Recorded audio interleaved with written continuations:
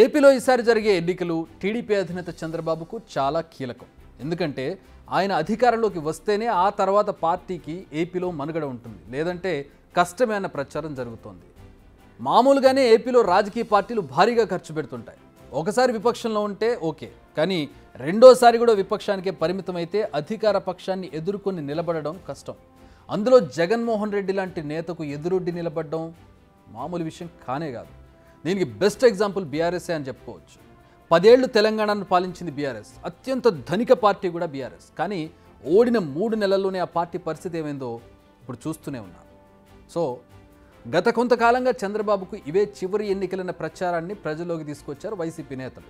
ఆయన వయసును పరిగణలోకి తీసుకుని ఈ కామెంట్స్ చేస్తున్నారు నేతలు. నిజానికి ఆయన వయసును పరిగణలోకి తీసుకుంటే వచ్చే 5 ఏళ్లలో పార్టీని బలోపేతం చేసే అవకాశం ఉండదనే చెప్పాలి. ఇప్పుడు గెలవకుంటే ప్రజలు టీడీపీని సుదీర్ఘకాలం ఆదరించారన్న భయం కూడా పార్టీ నేతల్లో మొదలయ్యే ఛాన్స్ ఉంది. అందుకే ఈ ఎన్నికలు చంద్రబాబుకు డూ ఆర్ డై. దీనికి తోడు టీడీపీలో నెక్స్ట్ జనరేషన్ లీడర్షిప్ ఇంకా పగ్గాలు పట్టుకునేందుకు రెడీగా లేదన్న చర్చ కూడా జరుగుతోంది. నారా లోకేష్ మధ్యలో పార్టీ బాధ్యతలు భుజాన వేసుకున్నా అనుకున్న ఫలితాలు రాలేదు. జగన్ను ఆయన సమర్థవంతంగా ఎదుర్కోలేకపోయారన్న చర్చ ఉంది.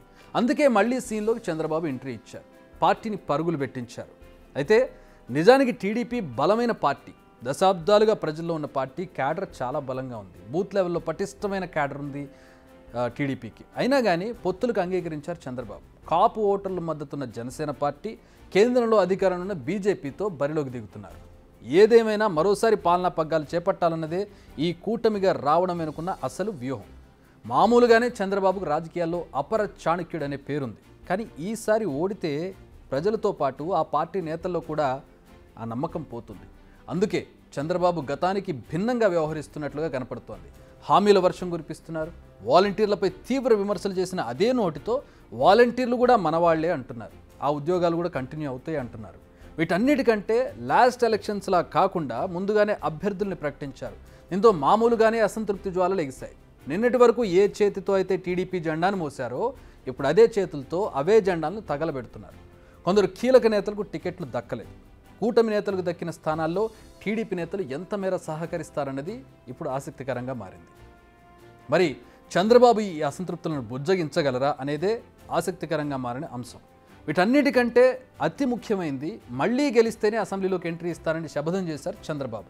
అలా శపథం చేసిన రోజు నుంచి ఇప్పటి వరకు మళ్లీ అసెంబ్లీ గుమ్మం తొక్కలేదు ఆయన. పార్టీ గెలవకపోతే ఆయన ఇక శాసనసభకు వచ్చే అవకాశం కూడా లేదు. సో పార్టీ బతకాలన్నా, నెక్స్ట్ జనరేషన్ లీడర్షిప్కు డెవలప్ చేయాలన్నా, మళ్ళీ చంద్రబాబు అసెంబ్లీకి రావాలన్నా, క్యాడర్ లీడర్ కకావికలం కాకూడదన్నా చంద్రబాబు మళ్ళీ గెలవాల్సిందే.